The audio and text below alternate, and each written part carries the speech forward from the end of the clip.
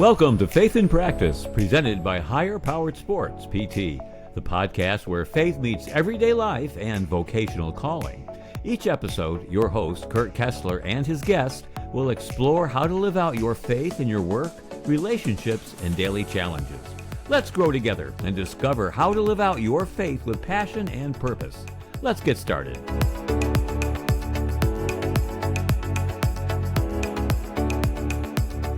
Hey there, everybody. Welcome back to another episode of Faith in Practice. Everybody loves a dream team until it's your rival that's building it. You think back, you had LeBron James going to Miami to team up with Dwayne Wade and Chris Bosh, and everybody lost their minds because we all knew what that meant. They didn't go and do that to develop a young core and walk them through the growth and trials of an NBA career. That wasn't about figuring it out. That was about, we're here to win right now. Then LeBron goes back to Cleveland. You've got Kyrie Irving. They bring in Kevin Love. Now it's not just talent. It's talent plus a storyline. Now it's, let's go win one for the city. Then you've got Kawhi Leonard basically saying, I'm not coming unless you go get Paul George. It's not very subtle. That's saying, if I'm going to do this, I need another guy here with me. And then the biggest one, all these NBA examples, the biggest one, Kevin Durant goes to Golden State, a team that already had it figured out, a team that already won, a team that didn't need him, but absolutely benefited from him. And then to shift gears, NFL, my Philadelphia Eagles in 2011, the free agency frenzy signing everybody and their mother. And Vince Young, still my favorite football player, but I'll take that criticism another time. He comes out and says the two most infamous words in Eagles history, dream team. And here's the thing. We can sit there and criticize it. It's bad for the sport. It's cheap. Ring chasing diminishes the legacy.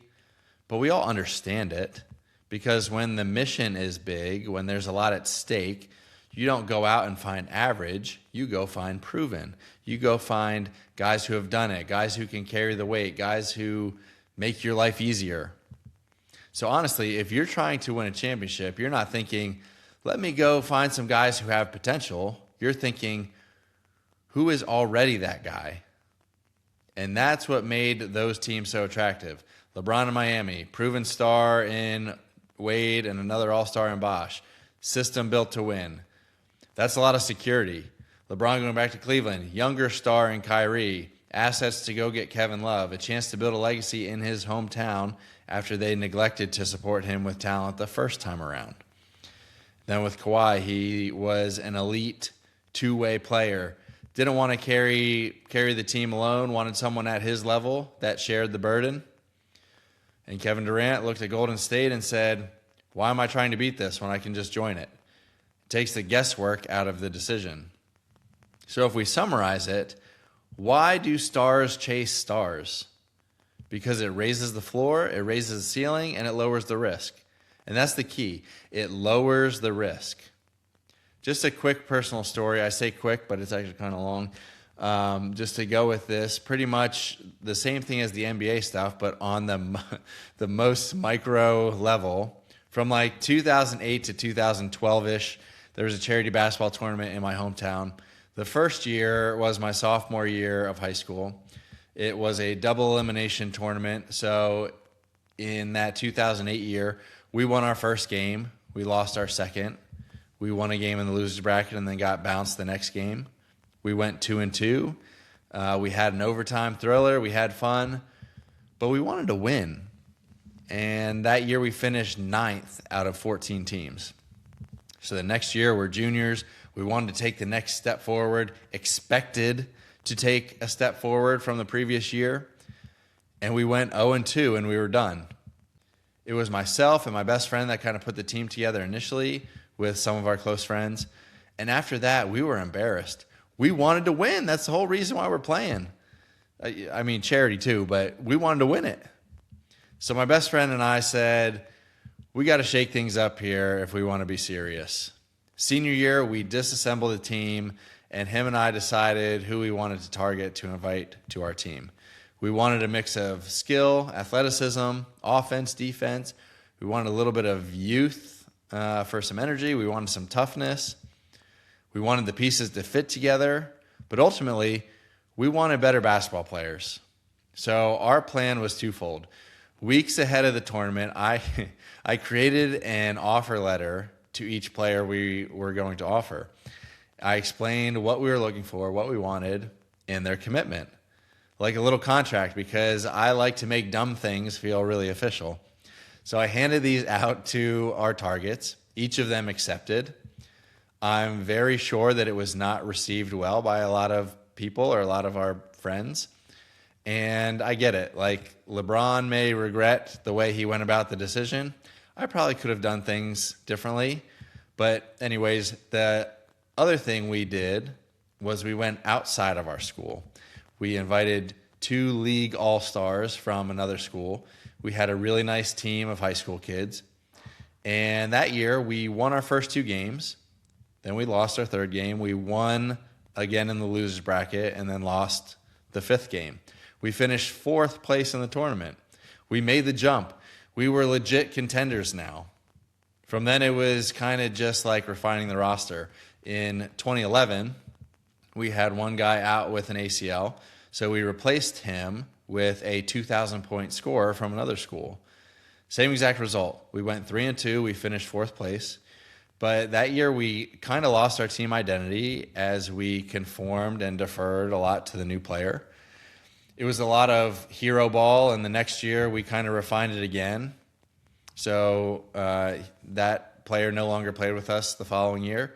And in my own personal life, I had transferred from Bloomsburg University to Marywood University. I became great friends with my suite mate, shout out Matt Tintle, who was on the basketball team there. He was, or I would say he is, a top 3 player that I've ever played with. And not only was he talented, but he fit exactly what we were trying to do. So that year, we won our first 4 games, including an overtime win in our 4th game, to make it to the championship game. And we were matched up against the team who had won each of the first 3 years of the tournament. They surprisingly lost earlier in the tournament, and they came out of the losers bracket. The first time in the title game versus their 4th straight championship appearance. They had to beat us twice, and they won the first game by 9. Now we're like, oh crap, now it's even up against the team who wins it every single year. And in the final game, we were down by 1 with 9 seconds left.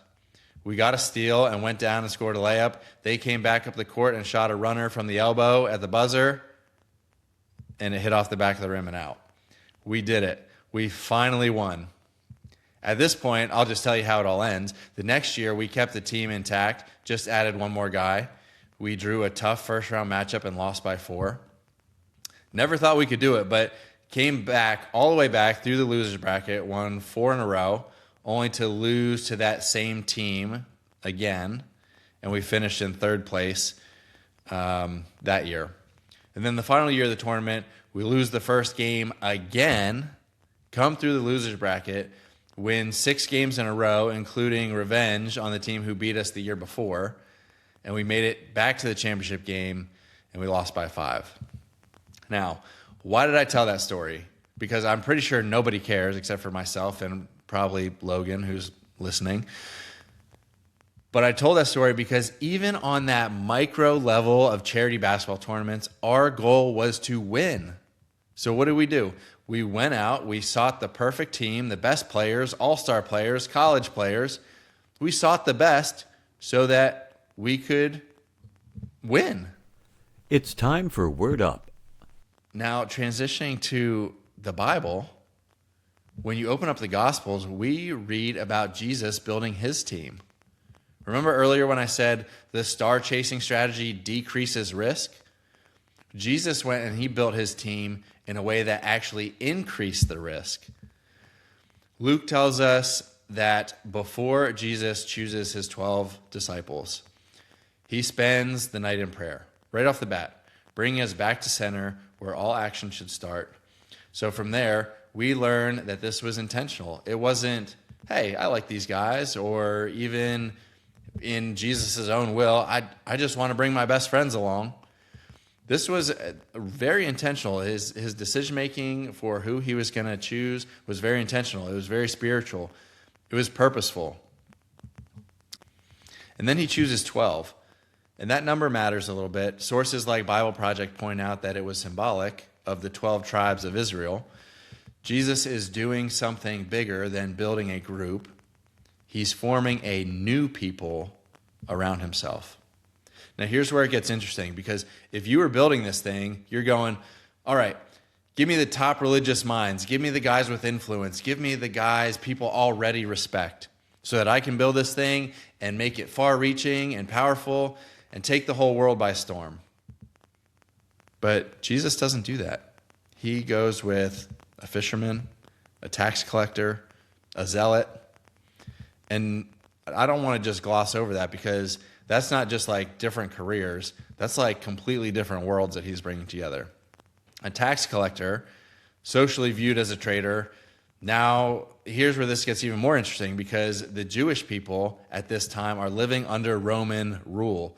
They don't have full freedom. Rome controls the government. They're being taxed from multiple directions. And everyone knows if you step out of line, Rome will respond with force.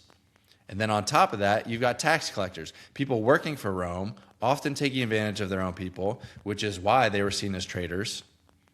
So there's this underlying tension of, we're God's people, but we're being ruled by a pagan empire.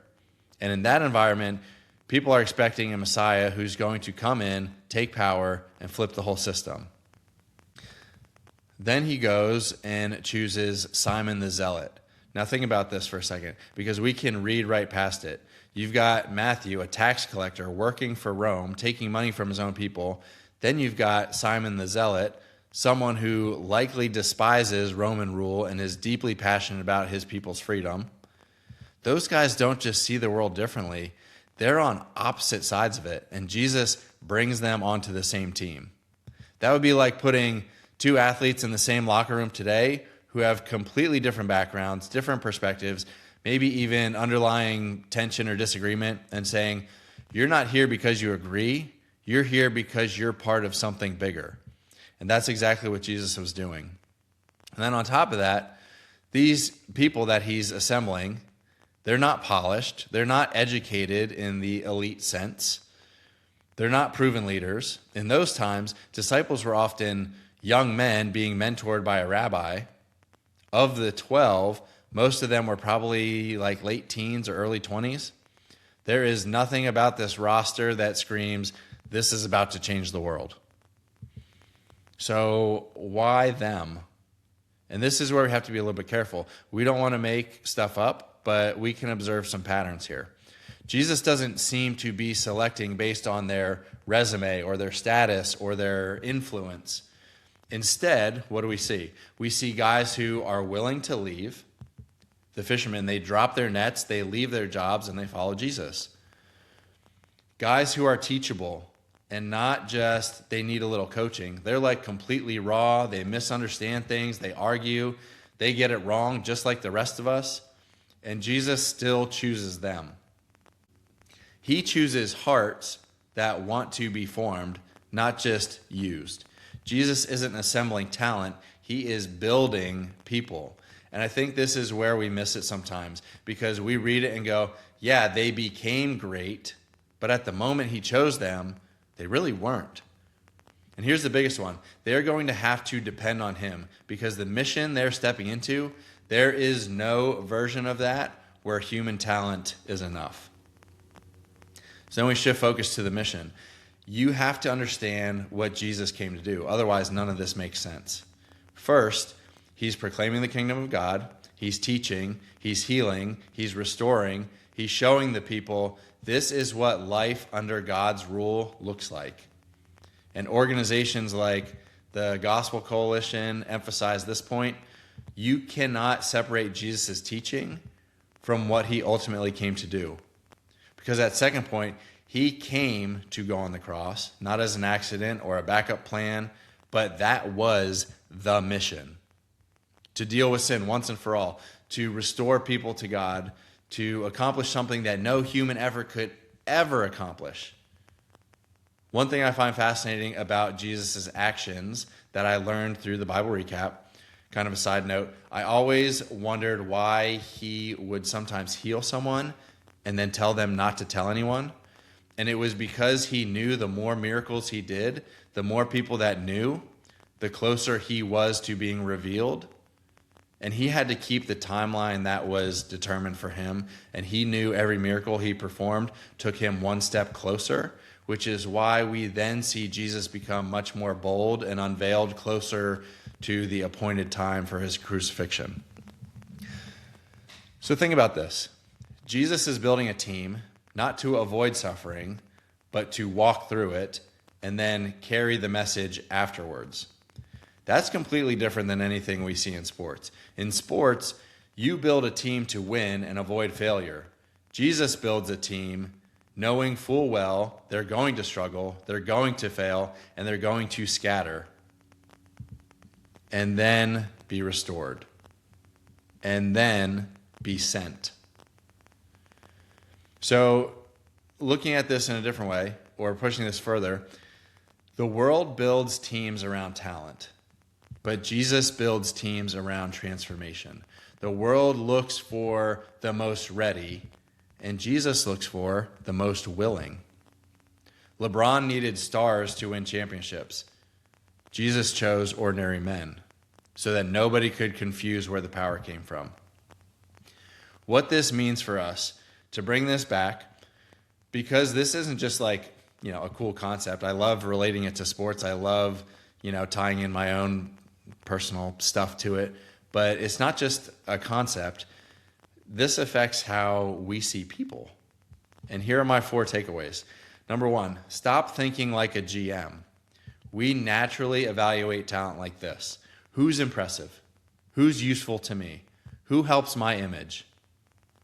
But Jesus evaluates differently. He looks at who's willing, who has humility, and who is open to transformation. Second takeaway, stop waiting for people to be finished. If Jesus waited for finished people, he never would have picked anyone. And that includes us. That includes you. That includes me. He wouldn't have waited for anybody because we are never a finished product. Third takeaway, invest. Don't just identify. We're good at spotting talent, but Jesus was committed to developing people. Admittedly, this is where I struggle. There have been and are people placed in my life right now that selfishly I don't want to take the time to develop. They may come with a certain mindset or belief system or even a behavior stemming from what is modeled for them. And I don't want to take the time to develop that because it takes time and effort and it takes energy. And as I say this, it's just so clear that that is part of the mission. That's part of the purpose. To not invest our time just in people who have deep spiritual roots, but to invest our time and energy into those who are raw, like the underdeveloped 12 disciples that Jesus chose. And the fourth takeaway is to check your own heart. This is a saying that's prevalent in our church and one that I use a lot. If I'm having an issue with someone or something, I need to check my heart first and figure out if I'm aligned with what the word says. Because if it isn't, then I'm off and I need to come back to center first before I can move forward. Because it's easy to say, yeah, I would have picked those guys too. No, you wouldn't have. I wouldn't have. We would have gone, give me the polished ones. And Jesus says, give me the willing ones. So maybe the question isn't, who's on my dream team? Maybe the better question is, do I have the heart of Jesus when I look at people? Because Jesus looked at ordinary, messy, unproven people and saw something more, not because of who they were, but because of what they could become through him. The world recruits around status. Jesus calls around purpose. And if we're going to follow him, we've got to start seeing people the same way he does. If this challenged how you think about people, share it with somebody. And if you're sitting there feeling like you're not qualified, you're probably exactly the kind of person Jesus builds with. Your brokenness, your half-completedness, your undeservingness, your spiritual poverty is exactly where Jesus operates, and he's seeking you for his team. That's going to do it for today's episode of Faith in Practice. Thank you all for listening. If you're looking for ways to connect, you can always find ways to do so in the show notes or find me on Instagram at Higher Power Sports PT. Thanks, and we'll see you.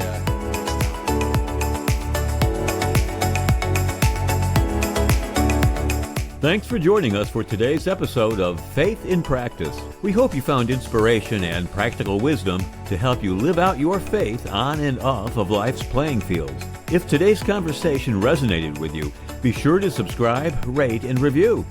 Your support helps us continue sharing stories and insights that empower you to align your faith with your vocation. For more resources or to connect with us, visit hpsportspt.com.